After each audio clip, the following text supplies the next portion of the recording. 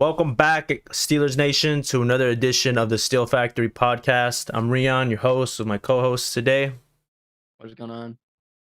We're going to be just going over and reflecting the career of Ben Roethlisberger. He made it official this morning, January 27th, 2022, that he will be retiring after a lot of hints. And basically, I mean, it was expected, right? But like, how far along this season where it kind of like he kind of put the dots together, where like, yeah, he's done.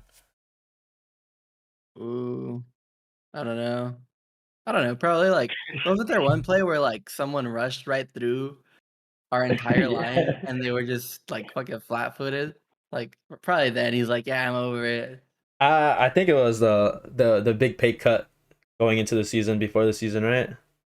Yeah. I kind of just like, yeah, like, I mean, there's no really other explanation. It's like, I feel like the Steelers were ready, but he said, man, then we just, I mean, I think Ben just didn't want to go out on that Browns loss, if anything. He came back. Yeah, like most of our episodes, we're gonna start off with a quick clip. This one's gonna be Big Ben's retirement message from the team. If you guys are ready, we'll start it. With the 11th pick in the 2004 NFL Draft, the Pittsburgh Steelers select Ben Roethlisberger, quarterback, University of Miami. I don't know how to put into words what the game of football has meant to me and what a blessing it has been. While I know with confidence I have given my all to the game, I am overwhelmed with gratitude for all it has given me. A boy from Findlay, Ohio with NFL dreams, developed in Oxford at Miami University, blessed with the honor of 18 seasons as a Pittsburgh Steeler and a place to call home. The journey has been exhilarating, defined by relationships and fueled by a spirit of competition. Yet the time has come to clean up my locker, hang up my cleats, and continue to be all I can be to my wife and children. I retire from football, a truly grateful man. First and foremost, I need to thank the Lord for all the many blessings He has bestowed on me. To my wife Ashley, our children Benjamin, Bailey, and Bodie, you lift and inspire me and give my life purpose. I am so thankful for your love and support. I love you so much. To my parents and sister, every step of the way, your support and love has driven me to be the best and never give up. To the Rooney family, the Tull family, Coach Tomlin, Coach Cowher, and all of the coaches who have poured into me, the incredible people on every level that make the Pittsburgh Steelers a special organization. Thank you for believing in me and allowing me to battle with you in pursuit of excellence. To all of my teammates and the endless friendships that I have gained, I appreciate you and our shared commitment to wearing the black and gold with pride and dignity. Putting that jersey on every Sunday with my brothers will always be one of the greatest joys of my life. To Steeler Nation, the best fans in all of sport, thank you for accepting and supporting me as your quarterback over the years. Football has been a gift, and I thank God for allowing me to play it, surrounding me with great people and protecting me through to the end. With love and honor.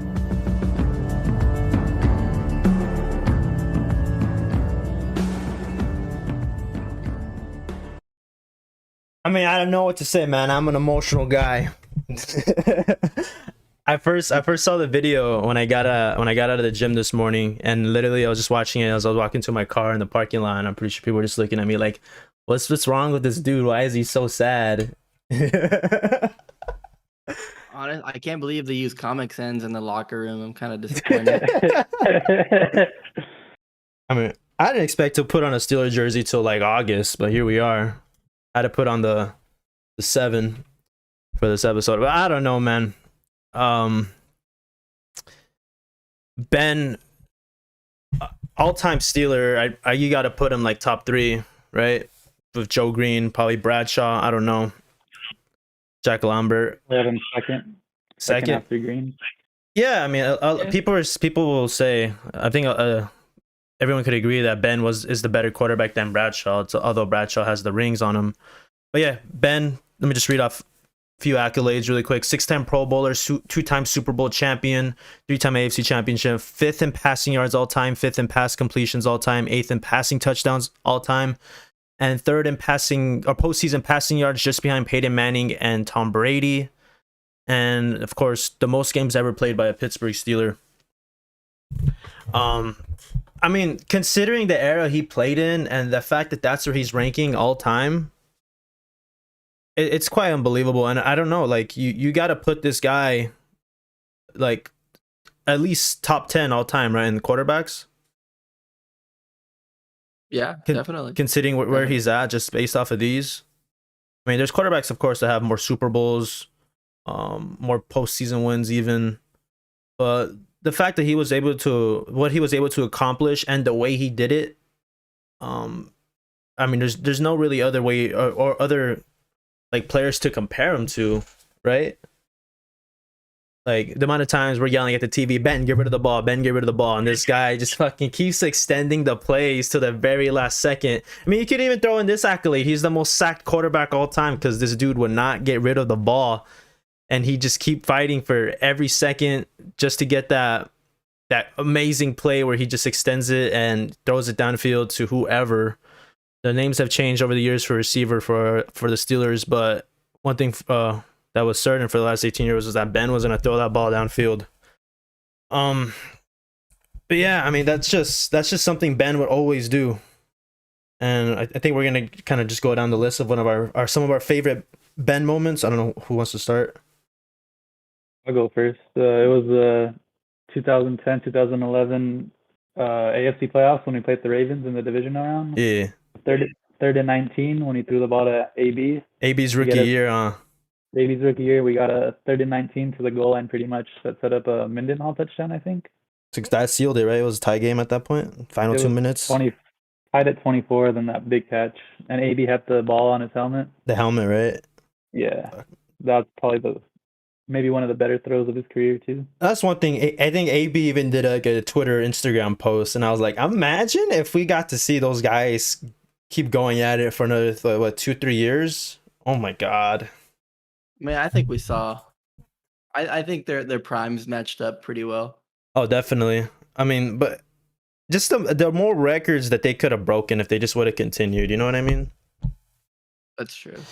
AB was different, man. It sucks to see where he's at now, but I mean, he was what Ben's best target at the end of the day. He has Ben threw the most touchdowns to him. I don't know what there's a graphic going around of each touchdown Ben threw to who.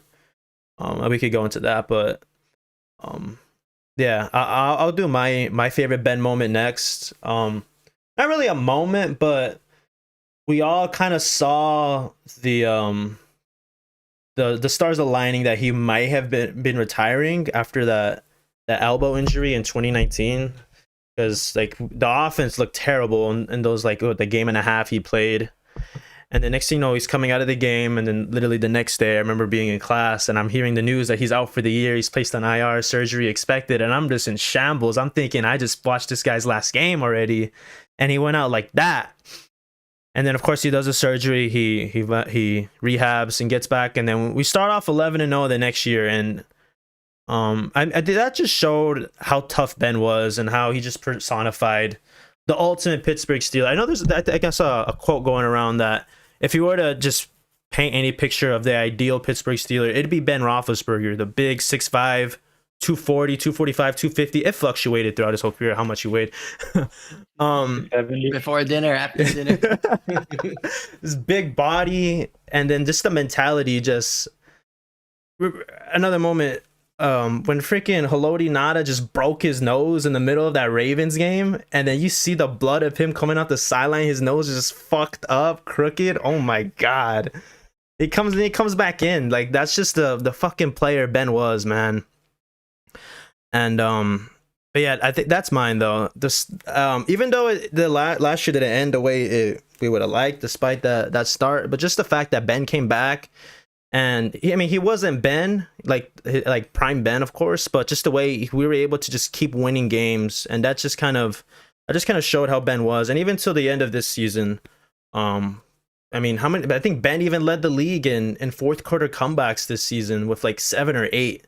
And then I think all time he's like second in fourth quarter / overtime comebacks, only to like Peyton Manning, which is unbelievable.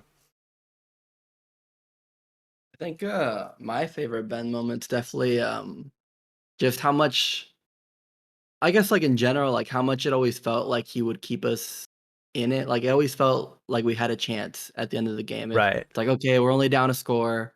Like, if we get a field goal, if we get a touchdown, like, we win or whatever, right? And I'm pretty sure Ben has like the second most comebacks behind Brady. That's And Manning. it's- Oh, is He Manning? passed Brady, I think, with the Ravens game. Yeah, he has like the second most comebacks behind Manning, but he's played way less games than Manning. So Yeah. it's like it's insane, right? And he has so many suspenseful moments at the end of the games, right? Obviously, you have the Super Bowl throw to Santonio Holmes where they just review the crap out of it. But another one of my favorite throws is I don't remember what year it was, but it was a Ravens game, and it was a throw to Santonio Holmes at the goal line, and they reviewed it over and over and over because he caught the ball right above the line, and they were trying to make sure that like it was a touchdown or if it wasn't a touchdown, and it ended up being a touchdown. But I just know that like I feel like that really personified his career for me, just very suspenseful. Like, okay, there's 2 minutes left. There's like we're at the 20, we're at the 15. Let's see what we can do. And it's like, I don't know. We're like, oh my God, we're doing all this stuff. It's amazing. And that play was to like cap off like a 90-yard drive or something. Yeah. That won us the division too. The amount of times Ben just like, especially against the Ravens, he just let it come back because those games were always just freaking. Those were gruelers, man. And then the score is basically tied going into the 2-minute warning in the fourth quarter. And then if you have the ball in Ben's hands, the amount of times we won it. I think even one of his games where he ended up passing for 500 yards. I think he has fucking 3 of them. That's the most in the league. But one of them, it was like it was the game after the Shazier injury, I believe, in 2017, where the defense just run game was terrible. They're running all over us. Ben has the ball back.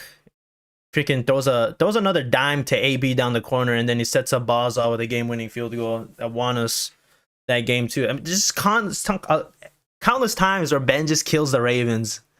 On top of that, just his career numbers and his career records against our divisional opponents are pretty unbelievable, considering that we've basically had the toughest division his whole career.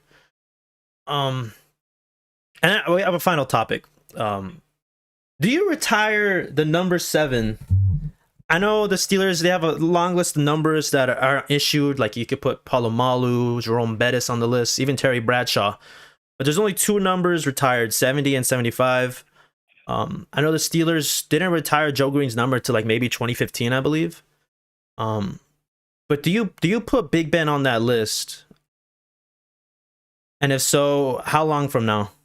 Because we know this guy's going to the Hall of Fame, most likely first ballot too.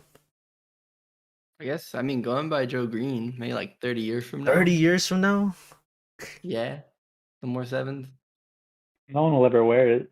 Yeah, no one will ever wear it for sure. Oh, unless his son comes in. Imagine that. Imagine the scenes. I don't know if I'd let him wear it. That's true, huh? Like, nah, bud. You just see a Maybe if you want Roethlisberger it, Jr. in the back. 7. Or just JR. Recycle your jersey. I mean, because like when you think about it, everyone, most people agree that you'll put Ben above Bradshaw just because of how much longer Ben played than Bradshaw, and basically Ben just completely shattered every one of Bradshaw's records, like 10 years into his career, even, right? Like not even the halfway point. I think just the fact that Ben, he has the record for most games played as a Steeler. He's basically what brought us back to the winning ways after the 26-year drought in between our 4th and 5th Super Bowls.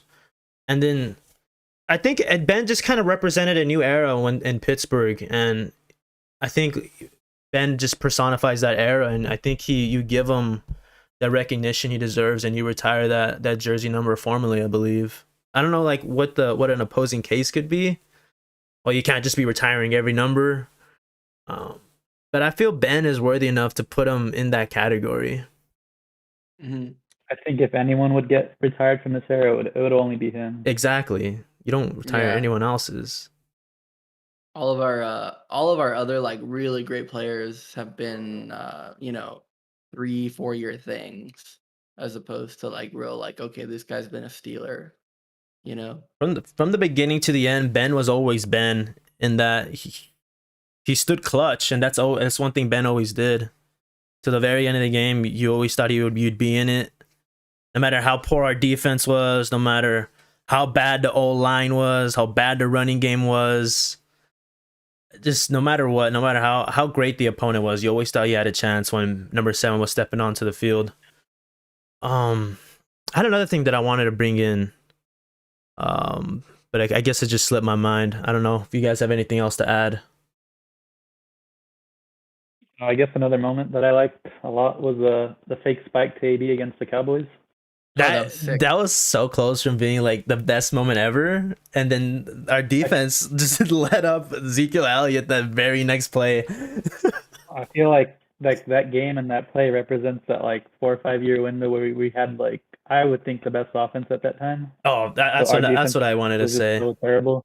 You guys remember that game in the snow against, I think it was the Dolphins, where it looked like we had this crazy, like the lateral play, right? And AB stepped out. Yeah, that sucked. That would suck. You thought you fucking won it there. That was gassed up. That was about. No, but even like just another, like we came so short against the fucking Jesse James game. Ben threw the little crossing route to Juju. Juju runs it all the way. We're inside the 10. And there was barely like a minute left in that game. And fucking Ben had us in the position to win. It just the call didn't go our way, the rules.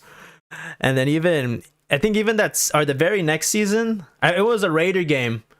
Well, I think James Washington caught the ball, pitched it to Juju. Juju runs up the sideline. We get in a field goal range, and then Chris Boswell just slips to kick the game-winning field goal, and we lose that way too, or to tie the game. Just Ben knew it. And I doubt these are OC plays. Just Ben just fucking writing it up as we go. Like, yeah, let's do that. Oh my God, just countless fucking moments from Big Ben. But yeah, this is what I wanted to say too. Like, Ben had most of his success, I guess, Super Bowls, the first 5 years of his career. He had the win in Super Bowl 40, Super Bowl 43, and then the Super Bowl appearance in 45 where he lost to Aaron Rodgers and the Packers. But how, like, when the era shifted and you see all those players from that dominant defense retire, and then right around like 2012, you just see Ben just completely change into this gunslinger that he always was, but he became like the main guy that would keep us in these games. And you see the offense just continue to just completely shift from this run heavy scheme and just completely just put the ball in Ben's hands and let this guy throw it 40, 50 times a game. And he'd win us our games that way. And that's what made our offense so exciting in the mid 2010s to late 2010s. And, Ben made a lot of receivers look great, man. Guys like Mike Wallace. AB was probably the best receiver in his era. Swede was a catch away from looking great. He had a nice block in one of the playoff games. Yeah, right after he dropped the ball. I was like, oh yeah, he's been training with Hines. Yeah, just a lot of guys that have just came and went, but when they were with the Steelers, Ben made them look spectacular.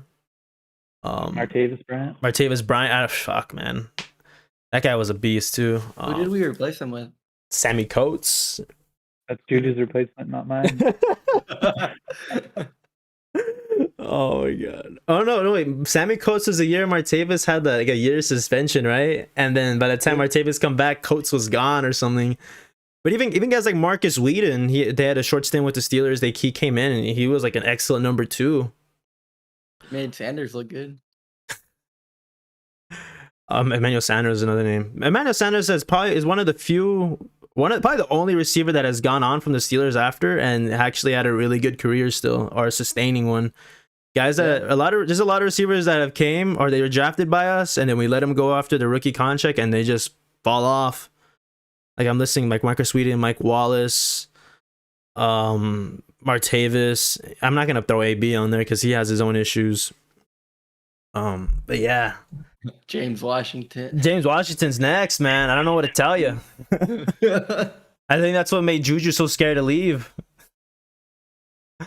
I'm missing a few names too. But I think he was pretty good, right? Nate Washington was good in that 43 Super Bowl run. Antoine Randall, the GOAT. Randall was he was a fun player. He came in earlier in Ben's career. Then I think he came back. Same thing as Plaxico too. Didn't Plax come back for like a year after the Giants or whatnot? I think I showed you guys a clip today. It was so funny to watch. Ben had thrown it at Plaxico. It might have been like 2012, and you just see Plaxico and AB just hugging after the touchdown or something like that. And I was like, what the fuck? This is something that you just didn't think was real. You know what I mean? Just lost it. happened? Like What the fuck? when did Plax play with AB? Oh, Heath Miller too is another big target for Ben. But he was excellent for us for that whole 10 years he was with us. I mean, we have a solid list of great tight ends for the Steelers. There's Heath Miller, and then there's Heath Miller. Pat Fryermuth next. Tight ends have come and gone for us. Jesse James, wow. Matt Spaeth. There's a lot of guys.